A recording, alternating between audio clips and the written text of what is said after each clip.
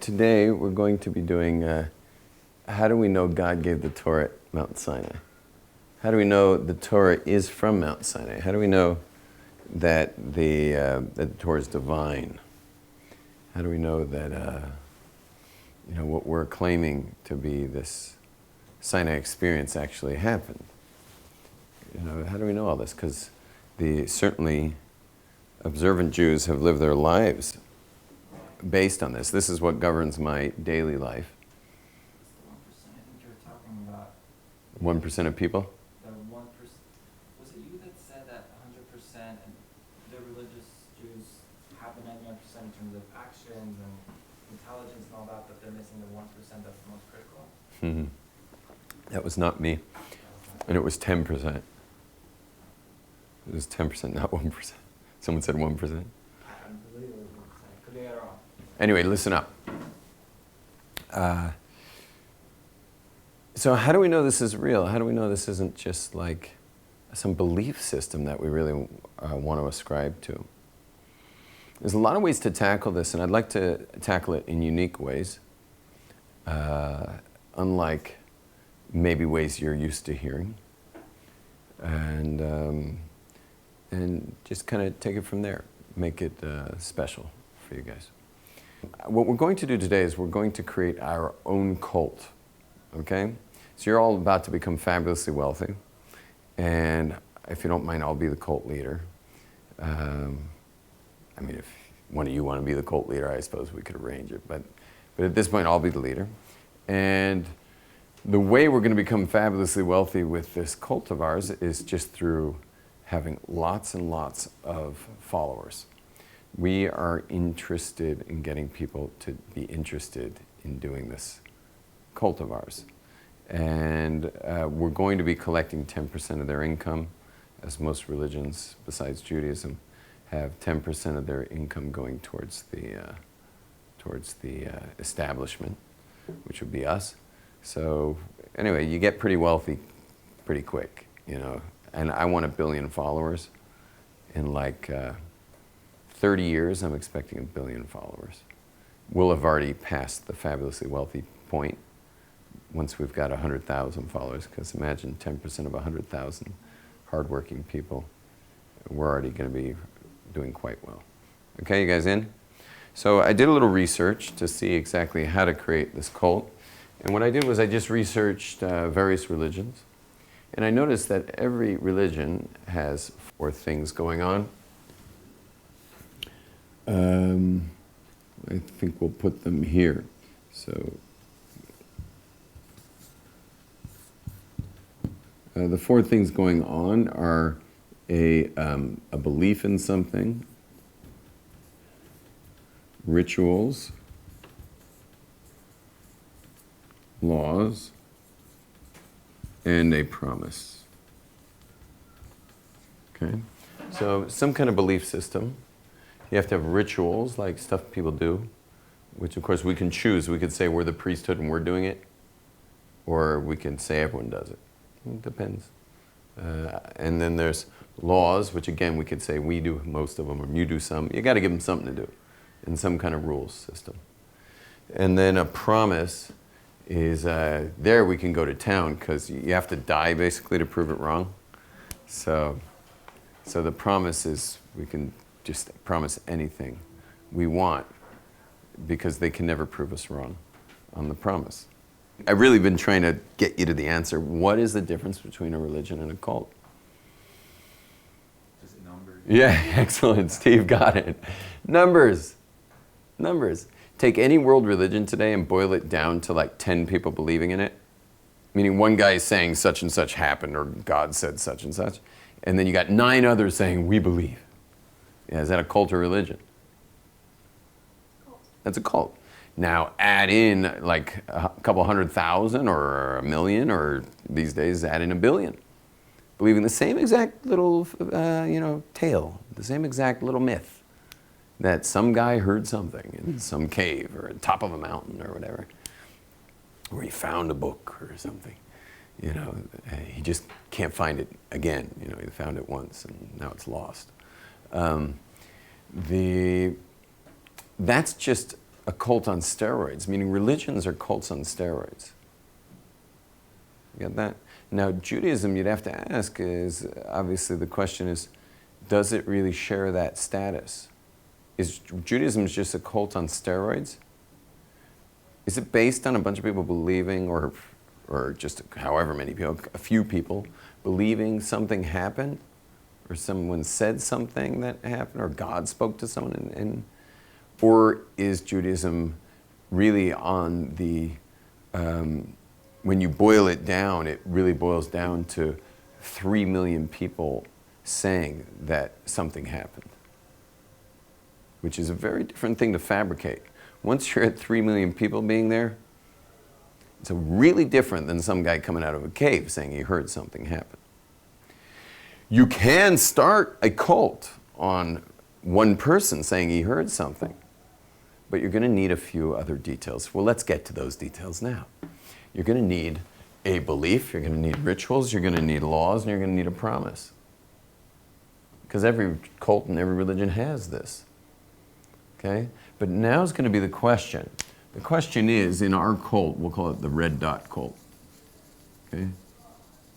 We'll make everyone wear a red dot somewhere, maybe on their shirt, or maybe we'll tattoo it on their, you don't want to put it on their forehead, the Hindus are already doing that one.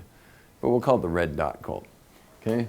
Now, let's go into these 4 categories, because we've got to figure out how to get this cult underway. Should the belief system be something simple or complex? Okay, it should be simple. I agree. I think that you'd want it as simple as possible.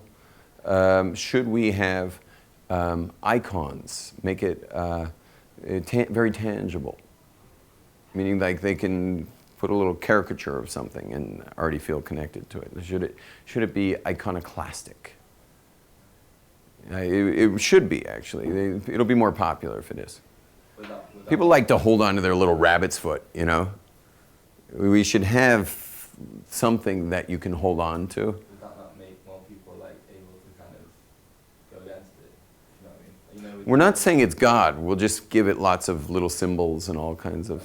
Yeah, we're not going to say... Yeah, that would be a problem. We're not going to say that it does anything necessarily, but lots of figures, pictures, using every sense you can find. You know, there should be something you can see, something you can touch, something... Anything that would properly ground it in, you know. So that's the other thing is icons would be a big one. Simple to believe in, yeah, easy enough to understand, and icons available to make it, you know, real tangible. Okay, and then the next is rituals. What do you think about rituals? Should we have lots of them? Should we have little of them? Should they be expensive? Should they be a hassle and inconvenient? Or should they be maybe something we say we do? I mean, we're doing them. You remember, your priesthood's always an option for us. We could just say, we're doing it. We're taking the fall for you guys. Celibacy and everything. They don't have to know. Yeah. We could be as celibate as the church. So, what do you say? We should add more and more as time goes on. Add rituals. And we should charge them more. No, but seriously, you guys, lots of rituals or few, first of all, for the practitioners at least. Few but easy to do. Okay, few and easy. But you got to give them something, because you got to have an identifying ritual. Okay, few, more or less easy to do. Shouldn't be really expensive. Meaning the buy-in to our religion or our cult at this point should not be like a major price. It shouldn't be a big price to buy in. The fact that we're already gouging them 10% of their incomes, like, you don't want to say it's going to cost much more than that. You know? By the way, Judaism also requires 10% of one's income. What's the difference, though? Goes to charity, not to... Yeah, it actually goes to, it really goes to anyone you see fit. You got to give 10%, but to whom you choose. Not to any central location, not to any synagogue, not to anything like that. You can choose the synagogue, but you know, certainly the rabbi would love you if you did. But he can't come and claim it. You understand? He can't say, your 10% is obviously coming to us, isn't it? Like, no, actually, I'm helping start a kindergarten. I want to make sure this kindergarten gets off the ground. Sorry, Charlie. Yeah, he's out. So rituals, we got that more or less straightened out. Okay, laws. Laws are like the do's and don'ts. Okay, do's and don'ts. I mean, it's almost un-American to even say there would be laws, but you can't have a religion without laws. You got to have some laws. I mean, do other world's religions have laws? Islam has some laws, right? They're not allowed alcohol. I think that they're really big against adultery. I think most religions are. I mean, you got to have some laws. Christianity has laws for practitioners, for the layman. What is the law? What's a law in Christianity? Sunday church. I don't think you have to do that. Blasphemy. Don't they have the Ten Commandments too? Can't speak against God. Yeah, in a way they have the Ten Commandments, but that's all civil law too. Most of the Ten Commandments is civil law. Murder, adultery. Don't they have the Noahide law? Aren't they bound by those? All Gentiles are bound by the Noahide laws, yeah. But most of those are pretty basic. You have to accept Jesus as the Messiah. That's like a law, right? It's not a law though. That was number one. That was the belief. There are not a lot of do's and don'ts in Christianity, bottom line. Not a lot. Whatever, we don't have to focus on them. Mormons have more laws. Mormons aren't allowed any mind-altering things, including caffeine. Can you imagine people sleeping through your sermon there? No caffeine. So, anyway, back to us. So we want a lot of laws or few laws? What do you say? Few. Okay. Keep the laws to a minimum. And again, we can always pull the priesthood part, like we're keeping the laws. Because monks definitely have more laws than practitioners, laymen. Okay, good. And last is a promise. And here we can get creative. I mean, we can go for anything. They have to die to prove us wrong. Okay, this is the big promise. Every religion has their big promise. Okay, let's hear something. Come on, guys. What do you get? I mean, I'm a surfer, so it's definitely going to include surfing. It's just going to be like one long wave. You never get tired of riding it. Yeah. I want a house made out of water, like just water. House made of water. And I want to be able to fly. Nice. Okay, you can fly. Rocket ships on my feet. Very good. Very good. You have feet there. Yeah, well, you part of these gets feet. I can choose to not have my body though whenever I want. Okay, very good. I want all knowledge. All knowledge, very nice. Very nice. You get all knowledge. That's good. That's a nice one. That's good. It'll appeal to intellectuals at least. The non-intellectual will be like, why? So, I just want free beer. It's like a Kindle Fire that has every novel in the world. How about that? You don't have to read it. It just downloads into you. Seems too easy. That's what he wants. So, and also let's just give the downside. You got to have a downside too. Meaning, if you don't believe, they're hedging their bets here. The whole way anyone would believe in any of these cults, religions, is they're scared. You got to freak them out. Like there's something really nasty going to happen if you're not going to believe this thing. So let's go for the downside. You guys got any take? Let's. You stay forever in the coffin, so you can never get out. Whoa, stuck forever in the coffin. That'd be nasty. Anyone else? Never-ending blackboard with someone's fingers. Fingernails going across. Yeah. Everything you eat tastes like excrement. Whoa. That's radical. That's radical. Cha, bro. Okay. Anyway, but we'll come up with some downside. Okay, sounds good? Okay, great. You may have been realizing as I've been doing this that we are about to do something else. What do you think I'm about to put right up here instead of a red dot? No? What? Yeah, I was going to put a Magen David. Okay?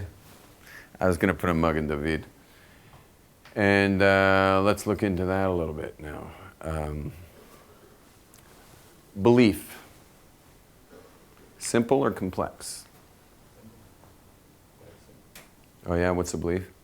One God. somebody wasn't listening yesterday. What is the one thing it doesn't say throughout the Torah? That there's one God. It doesn't say that ever. Believe in God. Yeah, simple or complex. Believe in What is God? Complex. It's extremely so complex. We had that guy like flipping over backwards over there yesterday, just trying to discuss nothing, you know. Unlike other traditions, Judaism's belief in God is like massively complex. It's completely inconceivable, yet you're supposed to study it your whole life. So wait, we're going to tell you now you'll never get it, yet we're telling you to go study it? Why don't I just cut to the chase and just never study it, because I'll never get it? Imagine like, I don't know, Jake over here just decides, you know what, I'm going to become this like great Kabbalist and forget the world. Sends home an email that he died or something, and then moves to Tzfat and starts just poring over Kabbalistic works, like ancient manuscripts and stuff. And we all like move on in our own lives, and we decide, the four of us stay connected, and we decide like 30 years later, we say, why don't we go to Tzfat and see if we can find that guy, Jake? You know? And of course we get there and we're like asking around, anyone know a guy named Jake? Jake? And they're like, Jake, who's Jake? You know? And we're like, what's your last name? Del Monte. And they're like, do you mean Rabbi Del Monte? And we're like, yeah, that's who we're looking for. And we're like, well, at least he's still here.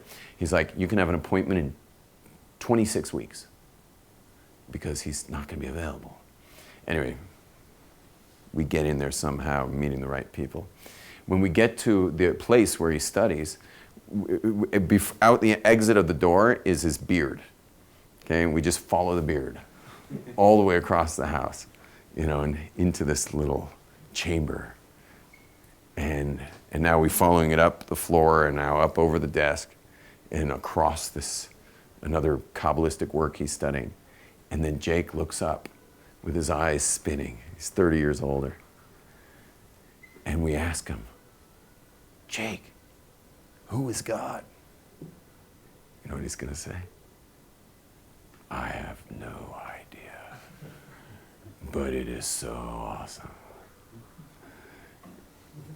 And we're just going to be like, whoa. So it is so complex, and the works that have been done in the Kabbalistic works, the writings, could fill this classroom floor to ceiling without being superfluous, without it repeating themselves. And for thousands of years, people have been studying these works and writing more works, only to realize that we'll never really understand. In fact, one poet wrote 1,000 years ago. You know what he wrote about God? He says that if the seas were ink, and all the trees and the forests of the earth were quills to write with, you'd run out of ink and quills before you finally got through writing about who God is, or isn't. You'd never finish. You'd finish all the seas and you'd finish all the forests. That's what one of our great Kabbalistic rabbis wrote. It's something we talk about. What night do we read that poem? We read this famous poem, and it's actually, we read it in the morning of one of our holiest days of the year, which is called Shavuos, which is the day we got the Torah at Mount Sinai. And that poem is read right before we read from the actual text of the Torah, right before we read it on the day of the giving of the Torah at Mount Sinai. The 6th day of the month of Sivan is this amazing, amazing holiday of the giving of the Torah. And we learn all night here. And in fact, I teach here in this lobby to several hundred people. My slot, I think my slot is 1 to 2 a.m. That's my slot. Everyone stays up all night because the Jews slept on the night of the giving of the Torah, meaning the night before the giving. We slept. And everyone went to sleep. Everyone went to sleep. And I guess we weren't supposed to. We were supposed to be so excited that we couldn't sleep. But everyone's like, oh, I'll get some sleep before the Torah comes, you know. And so for thousands of years now, 3,326 years to date, we don't sleep that night, No one sleeps. Like it's an all-nighter for everybody. My whole family, like my kids, everyone stays up all night. The little kids sleep because they pass out. But it's not like we put them in bed or anything. Okay. How are we doing on the belief system for the masses? How are we doing there? Check or an X? Sounds good. Yeah, it's a major X. This is X. Okay? It is a belief that's just like impossible to get. In fact, probably most Jews don't even realize how far away they are from properly believing in God. I'm talking about the observant ones. I wasn't talking about the 90% who don't even keep Judaism. I'm talking about the other 10%. Of that 10%, who knows how big the percentage is, who when they think God, they're already thinking something that's totally anthropomorphic in a way, like physical almost. Yeah? Okay? And by the way, how are we doing on icons in Judaism? I'm not saying for Judaism, but for God. We're in the belief now. What about icons? We don't get any. We don't get any. They're forbidden. In fact, in the Ten Commandments, the second commandment of not having any other gods, meaning don't give reverence to any other powers on earth, it also goes into a bunch of details of not creating any images of God either. No icons whatsoever, no image, because he has no image and he doesn't want you creating an image whatsoever of God. There's 0 icons allowed. Now we do have our icons, but they're more station identification of Judaism. For example, the Jewish star is called the Magen David, the shield of David. Okay, has to do with, it's a bit of a might thing. And it's got its own Kabbalistic things of the 3 points and 3 points, which is really like 6 days, and the center is Shabbos. And you'll see they all fit perfectly. And if you actually fold a Jewish star, each of the days of the 6 days folds perfectly into that shape. I didn't draw it legibly enough, but they all actually perfectly fold in and fold out. And Shabbos is the center dimension. It's the 7th dimension. You'll notice everything's 6 dimensions, and then there's the inner space. For example, this classroom's 7 dimensions. Every shelf's 7 dimensions. Okay, there's this wall, that wall, this wall, yeah, that wall, and that wall. That's 6, and then the 7th is us inside it. Your table's is made of it. Everything's made of it. The tubes of the table are made of it. And everything's made of these 6 dimensions, and then there's the 7th dimension. And that's Shabbat. Shabbat's the 7th day. It's like going into this totally other dimension, 7th dimension. Now, but let's go to rituals. How are we doing in rituals with Judaism? Few or a lot? Jake, can you just give it a good shove? Perfect. Few or many for rituals? Many. We have a priesthood who's in charge of the rituals? Not very much temple. During temple times, we definitely have priesthood doing When you say rituals, you mean like davening every day, or is the carbon the sacrifices? Let me give you a couple examples of rituals. When you wake up in the morning, you say, Modeh ani lefanecha. You give thanks first for God having brought your soul back to your body. The next thing you do is you wash your hands 6 times. Right, left, right, left, right, left, right, left. Yeah. Then, well, it just keeps going from there. I mean, your entire day is filled with all kinds of stuff. If you go, at the end of your day, if you go to bed before midnight, you sleep on your left side. And if you go to bed after midnight, you sleep on your right side. Oh, did I mention that when you put on your shoes, you put on your right shoe, then you put on your left shoe, then you tie your left shoe, and then you tie your right shoe. And also, never eat bread before first washing the right hand twice on the right, although Chabadniks do 3, and on the left twice, or 3 if you're Chabad. And that's really important too. And you make a special blessing over the washing of the hands, and then you'll go. And there's all kinds of blessings you'll be making over your food as well, including a kind of a nice sized thing for after the meal. That'll be really important. As far as prayer times or service in the temple, that would be also lots of ritual there. But in prayer times, it's 3 a day. Shabbos is 4. All holidays is 4. Then Yom Kippur is 5. But yeah, you do have to keep coming back and saying the same words over and over and over and over again. Then there's some other ones that get a little more expensive, like, for example, the Sukkot holiday can get pretty pricey. Now, it shouldn't be so pricey to move out of your house into a thatched hut. But you do have to have festive meals for 8 days straight. That can get pricey. If you guys hang out and hang around, we're going to be building my sukkah. We do a whole big team effort because my sukkah seats 70 people. It has 5 different lighting effects, a smoke machine, and a sound system with live music every night, and catered by my wife. But we have a whole team in the kitchen helping her out. That's something worth, if you haven't changed your ticket yet to include Sukkot, go change it, and you'll thank me for the greatest party on earth. And that's just my house till around 11:30 when I start having mercy on my neighbors because they're all in their thatched huts trying to get some sleep. I don't know how it is, but I happen to live in a community that prays at sunrise. Okay, so they don't like me so much, at least on Sukkot. They have the whole rest of the year to forget about it. And then, but then we bounce out into other parties that go for the rest of the night. Big bands playing all over town, and it's really something. And all free, obviously, except for me paying for my own meals. But I think this year I'm going to do sponsors for each night. I'm going to stream it on Facebook until I get a sponsor for each night. We do a different country every night. But during the day, you got to shake your cosmic vegetation. There are 4 species that you put together. There's the citron fruit. There is a palm shoot that has not yet fanned out. It's got to be perfectly tight. Then you have the willow branch and you have the myrtle branch, and you put those all together, and then you hold the fruit in the left hand, you put those together, and then it's like a Jewish lightsaber, like Luke Skywalker, and you're just like to all the directions. Yeah, and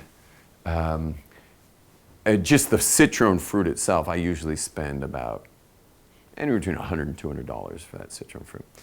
Steve, how much do you think that fruit's worth a week later when the holiday's over? Fraction.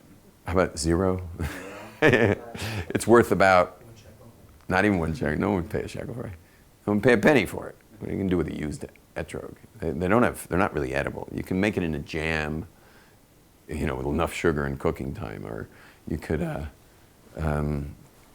make etrog liqueur. You add, 96% alcohol and cook that. It's basically worthless at the end of that holiday. Yet, here I'm spending, $100, $200 on it. Again, there's another ritual. Oh, by the way, can we put the X yet, guys? Yeah. Can we X that? I could just go on, but I think I'm gonna. How about Passover holiday where you have to have a whole other kitchen? Rich people actually have 2 kitchens in their homes in the observant community. Do you know that? 2 kitchens. One's only used for 1 week a year. Okay, 2 weeks. A week preparing and then a week serving out of it. But they have a separate kitchen for rich people. And the rest of us have an entire kitchen that is in our storage room. I have an attic where I keep my entire kitchen. I pull it out once a year. I literally take all of my appliances, pack them up, and put them away, bring out an entire other kitchen to make Pesach, because you cannot use your yearly materials to prepare food. Now, it's not just preparing a meal. This is a week of festive meals that takes place for an entire, it's a lot of food prep, Which means a whole other food process, it's thousands and thousands of dollars worth of materials. Of food prep materials that we bring out. And you want to hear something funny? When it comes to cutlery and silverware and all that, it has to be your finest. You can't use your finer stuff during the year and your less fine stuff for that week, because we left Egypt. We were brought from slavery to freedom. You are like royalty now because God's taken you out of Egypt. So you're going to use your lesser stuff that week? No, you have to use your finest stuff. So I actually have an entire china set, an entire silver set. They were gifts for our wedding that are nicer than my Shavuos silver, which is mostly missing. at this point. We're married 20 years, so there's like only so many spoons and forks and knives at this point. And, but the nice stuff, that comes out for Passover, okay, for the rituals of Passover. It gets a major X. I could go on and on and on, but let's move down to the laws. Does Judaism have a lot of laws for the practitioner? Yeah, how many? 613, you wish. That's 613 hyperlinks. 613 hyperlinks. You click on any of those links, it takes you to another website that goes down the actual laws. For example, there's a hyperlink that says you have to wear these black boxes. Now, it doesn't say anything about black boxes. It just says put totafot on. One on your hand and one between your eyes. Which, of course, if you put it on your hand, it's not good. If you put it between your eyes, it's not good. It's got to be above the hairline. There's laws. You got to know those laws. Otherwise, you're just wasting your time, or you're a Sadducee or something, or a Karaite or something. You know, these are these sects that like broke off of Judaism and said, forget the law. We'll put it on our hands. You know why they were called Sadducees? Because it's very sad, you see. Now, anyway, but the law is you have to put totafot. The Torah says, the hyperlink is that you have to put these totafot on your hand and your eye, between your eyes. But when you click on it, there are hundreds and hundreds and hundreds of laws of what's involved with making those tefillin, how to put them on, and all these details that are involved in making them. There's a lot involved. And but it's funny because there's more laws in that one commandment in Judaism than all the world's religions put together. In that one law. The law of tefillin has, by the way, it has more times many. Meaning it's not just all the world's religions put together, it's all the world's religions put together times, I don't even know how much. Because the laws of tefillin can hit, I don't know how many, 700 laws there. And anyway, but we've done the math. We've found out, because the Rambam, thankfully, has written out all the laws. Like, he takes a commandment and then goes through all the laws, all the do's and the don'ts of how to fulfill that commandment. And we've got a number. You ready for the number of the actual laws?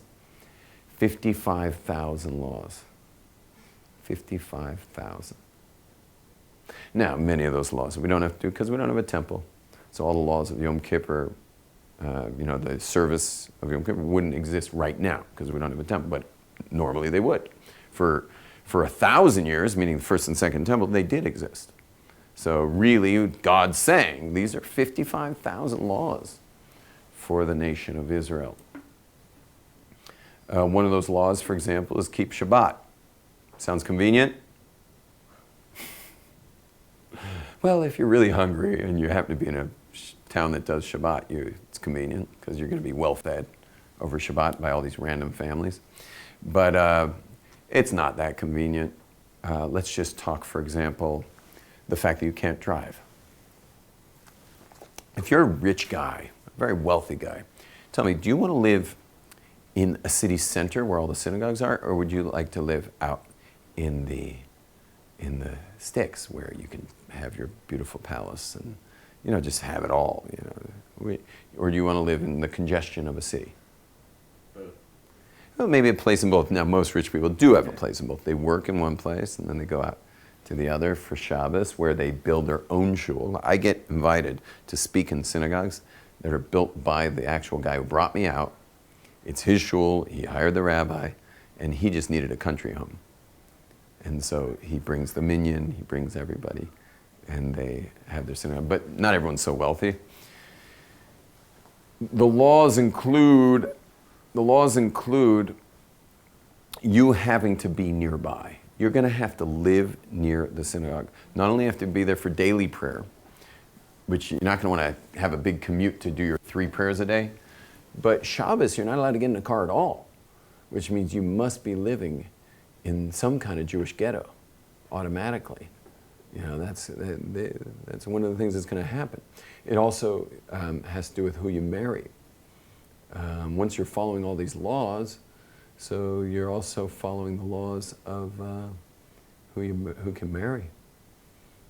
And not only does the person you marry have to be Jewish, that's another law, but the person who's Jewish that you're marrying has to be totally committed to all the laws. So like, whoever it is has to be totally committed to the laws, because so many of those laws are directly related to marriage. There's a large tract. There's 6 major tracts of laws, okay? Temple laws, laws between men and women, personal damages, which are called torts, and personal damage law, business, all the business laws in there. Laws of purity and impurity, which, again, that gets a little esoteric, but they're laws. You know, what you can and can't touch, and if you touched it, and what laws of purity and impurity. And then there's all the laws of the holidays, which are much more towards the ritual stuff of the holidays, but then there's all the laws of the various holidays throughout the calendar. Is that clear? So there's categories of laws, and you can't marry somebody who's not game. If you're game, but I'm taking for granted that the Torah was created for you to keep those laws, and keeping those laws means you'd have to marry someone who's committed to those laws as well. Okay? These laws also include all kinds of other monetary things, and one, for example, is you have to write your own Torah, which means you're going to have to learn how to write your own Torah. Or you can hire somebody to write a Torah, which is a year of livelihood. Well, the average year of livelihood these days, in let's say not a fancy community, let's say is about $40,000 in a rural place where you can get someone to write you a Torah. But you got to get that done, $40,000, $50,000, something like that. Yeah. And then there's a whole other things. You have to marry your kids off, which is major hassle. Major hassle. You can't be an observant Jew and expect your kids to marry themselves off. Because people who keep Jewish law don't do sexual premarital sex, which means your kids aren't doing premarital sex, which means they're going to want to be getting married way before they can afford to. Okay? You know, our parents dropped us. They're just like, oh, great, you know, modern day, you know, go out and work. Go out and work for several years until you find yourself a spouse and, you know, you can afford her and stuff. And they know they know anyway you're taken care of sexually because, you know, you take care of yourself until the day. Not according to Jewish law. In Jewish law, you're getting married nice and young. Yeah, my daughter was engaged at 17, married at 18. And, you know, she'll probably have a baby by the time she's 19. Yeah, and she's like, she just started university. She's in her first year of university. And it's like, boom, you know, what do you want her to do? She's human beings. And her husband's a year older, you know, and he's, what do you want him to do? We're human beings. Judaism says, you know, it's just another law, you know, another rule. And you hear what's going on. Like, and again, you think I could keep going? You think I could keep going on the laws business? Yeah, shall I bring up the separation during menstruation? Should we go there too? You know, with like bearing the worst penalty that the Torah brings. And the Torah is not shy about bringing penalties for you know, doing the wrong things like eating bread during Pesach or eating food during Yom Kippur or breaking Shabbos. Is the Torah shy about bringing up the various punishments involved? Well, one of the heaviest is cohabitating with a menstruant. It matches the very heaviest, is cohabitating with a woman who's in menstruation. And the laws get even worse. It's not enough that she's no longer menstruating. If she has not been in the mikveh yet, she's still a menstruant. She's still a menstruant. Till she gets in that mikveh after the menstruation, she's still a menstruant. And which means, basically, if a woman's fighting, going to the mikveh, and women have these, like, I don't know what, so every once in a while, only Ashkenazi women, but you'll find these Ashkenazi women with their issues with mikveh. She should at least go after menopause. She shouldn't be bearing the punishment of being a menstruant who cohabitates for the whole rest of her life, when all she needed to do was just jump in one mikveh. Let her go to the beach and do it properly. You know, like, just get it done. Because, you understand? So these are heavy laws, heavy-duty consequences in these laws. Clear? What do you say? Check or an X on the laws business? Major. I should put, not adding more X's. That could look bad.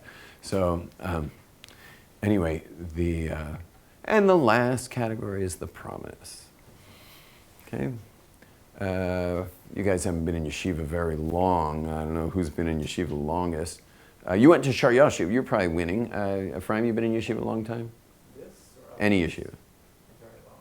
What? Too long. Oh, you grew up in yeshivas? Very good. You ever heard class on what you get in the next world? Where you? What? No, I'm saying a class. No. Never in all your years studying Torah? Gan Eden, you get to go up with Tzaddikim. All stuff. A class, like a whole class, all about the next world? Nah. You probably never even been to a class that even that was the subject. Never directly. We certainly don't have a class with that as a subject here at Aish. Or Smeg doesn't. Chabad doesn't in their yeshivas. What? Think about any other religion. What do you think you're going to hear the first day when you show them? Yeah, it's all, they go straight to the make them nervous about what might be. Yeah? We don't have a class. You know why we don't have a class? Why don't we have a class about what we're promising here? Free will to choose what I join. No, but it only adds to the free will. Like now I'm telling you, there's heavy consequences, so you got serious free will issues here. So because we act like the things that we do are for this life, like we're not purely motivated by. Well, I mean, I don't know. I'm kind of conflicted in saying that because we are encouraged to do good things sometimes for what's to come. Right. I guess, But how about a class on what's to come? How about a book on what's to come? How about anything on what's to come in Judaism? So the reason why we don't really have a class on what's to come, and we certainly don't have a lot of details on what's to come, is because there is no promise. There's a promise there will be something, for sure. The soul will outlast your body. That we know. But we don't know what you came for. We don't know what you're here for. We don't know what I'm here for. We hope we're doing the stuff we came here for. We hope we're doing things right. We have no idea. We have no idea. We don't know what the upside is. We don't know what the downside is. And we know there's got to be consequence, because the one thing you know about your life is there was free will. You had a day in, day out experience of choices, micro choices, macro choices. You're everything's choices. Your entire life's choices. Yet you don't see the consequence of those choices here. So we know there's got to be some consequence, but what the consequence and what's the reward for the good choice? What's the punishment for bad choice? Is there punishment for bad choice? Is the punishment for bad choice over time? Is the punishment over time maybe in an instant? What is it? And the answer is, we don't know.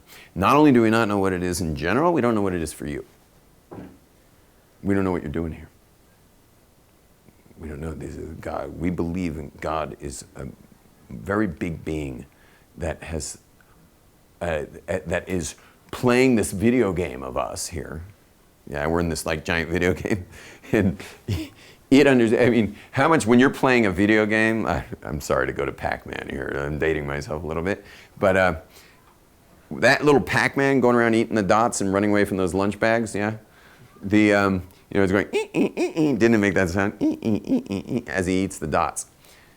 And if you could somehow interview that Pac-Man about the brain of the the programmer who programmed Pac-Man, how good would he do? The answer is he can't do anything. He's just a Pac-Man. He doesn't have any ability to understand that. So when it comes to God, we're just a Pac-Man with no idea. We could never ever know what God's up to. And in fact, the Torah tells us very clearly that we have no idea. You'll never have any idea. Stop judging me with your human paradigms of judgment. Don't stop saying if I were God, I would have done it this way, or I would not have let the Holocaust happen, or I would have this, or I would have that, or I would have the other thing. And forget it. It's a brain that's so infinitely beyond meaning it's an intelligence that's so infinitely beyond anything we would ever think of, that it's ridiculous for us to even try, and certainly to start explaining what life's like when you get into that brain. Meaning when you go out of this, which is also its intelligence, but obviously this is his intelligence with like massive amounts of blinding shields to protect us from its light. So when you die and you get to go to the other side of all these protective veils, somehow I'm going to tell you what's there. Slicha. That'd be chutzpah. And I could only be using human words even could only be inaccurate. Because human words are also like, what are human words we're even using compared to that? So of course we don't have a class on it. Of course we don't know what it is. And therefore what do I have to put on the board? I thought that we did theorize about the world to come and everyone's purpose. I thought that it was discussed quite a lot. Maybe I'm just not understanding what you mean by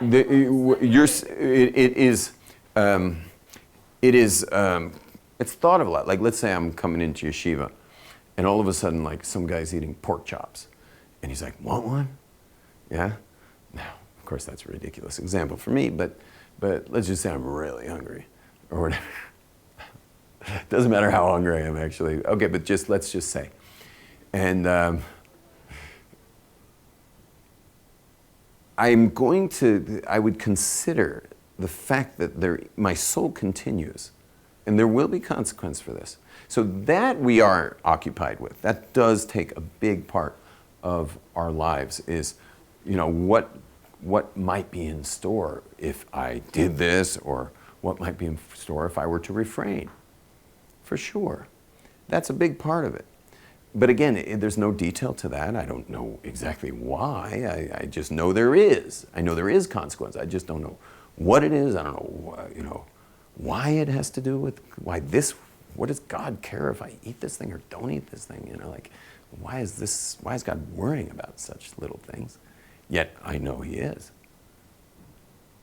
And not because it bothers him. You think I eat pork chops, God's somehow like going, ow, ow, oh, oh, like on his thigh or something. God doesn't have a thigh. It doesn't affect God whatsoever if I eat the kosher burger or if I eat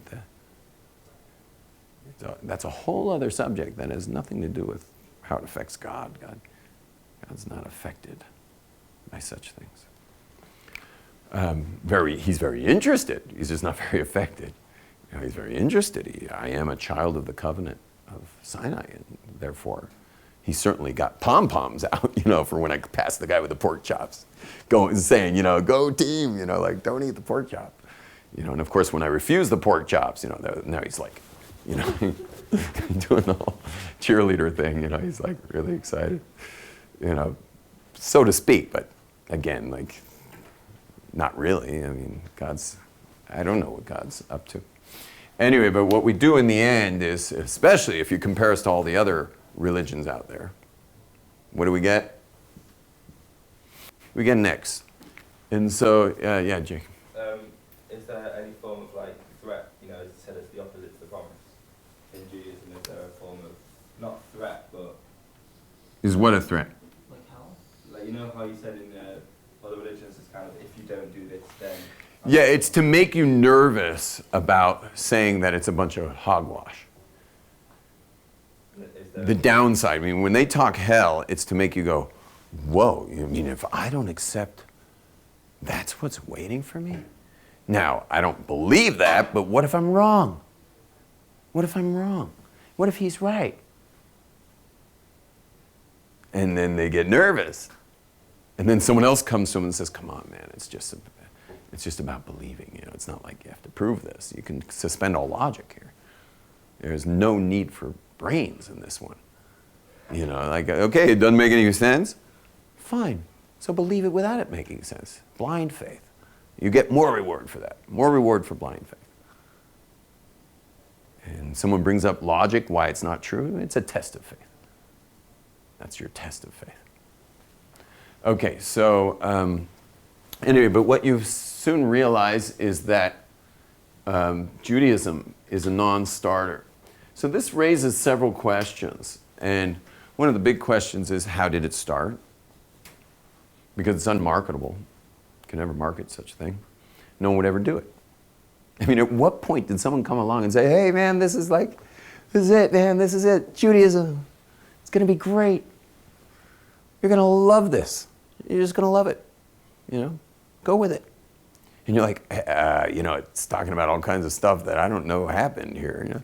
That's okay. Just suspend logic. Just believe it happened. Just go for it, man. Yeah.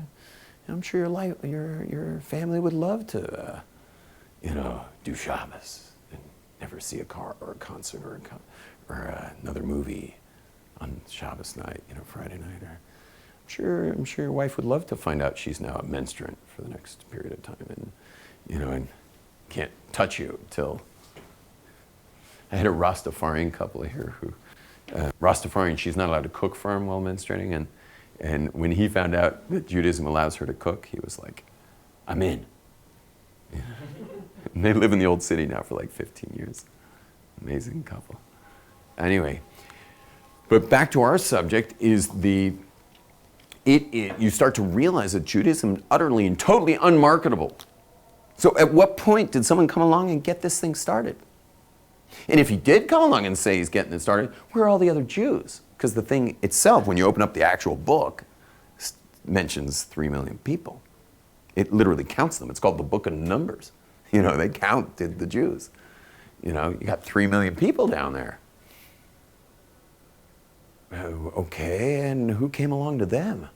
Well, no one, I guess, because they were all there at Sinai. And they were also there when they left Egypt. So when did they make it up?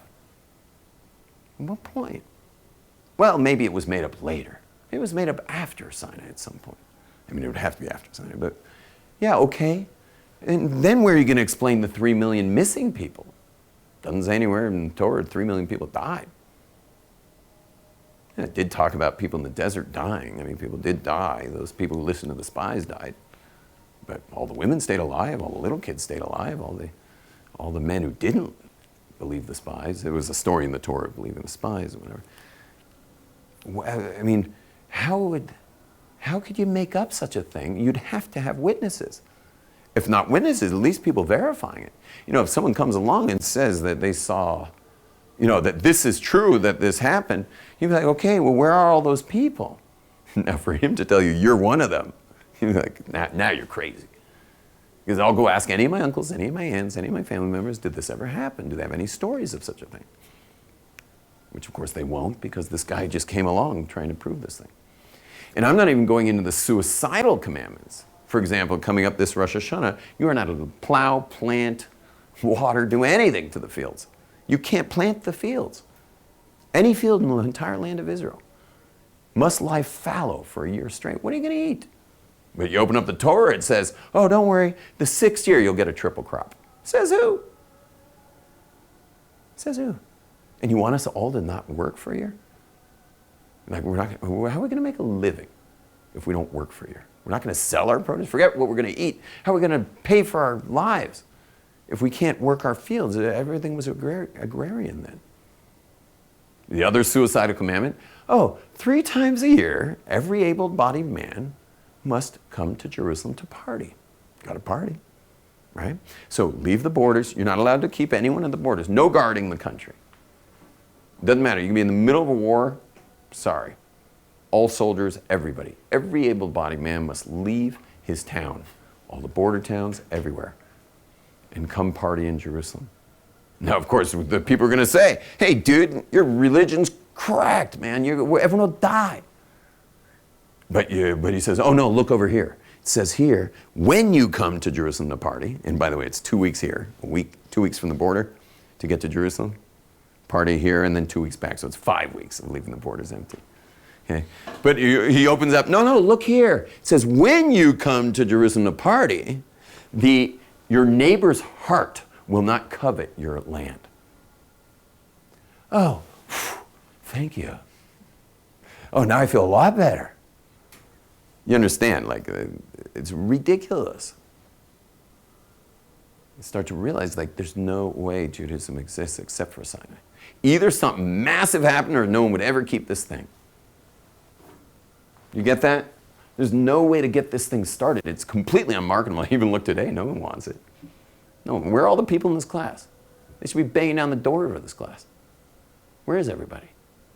You'll realize it's only unique people that God has tapped. I've been watching it. I'm 2.5 decades doing this. I have been watching God tapping people on the shoulder, most of them Jews, even Gentiles. God tapping them on the shoulder and say, come. I call them the chosen of the chosen people. You guys are the chosen of the chosen people. Seriously, the chosen people, God's just like, he's doing some kind of, since the Holocaust he did some kind of like a major, what's the word for it when you're making a selection? In the Holocaust, there was a major selection. 1/3 of our people went upstairs. And now we're going through a whole other selection.